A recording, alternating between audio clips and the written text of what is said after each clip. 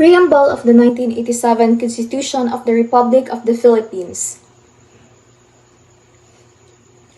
We, the sovereign Filipino people, imploring the aid of Almighty God in order to build a just and humane society and establish a government that shall embody our ideals and aspiration, promote common good, conserve and develop patrimony, and secure to ourselves and our posterity the blessings of independence and the democracy under the rule of law and the regime of truth, justice, freedom, love, equality, and peace.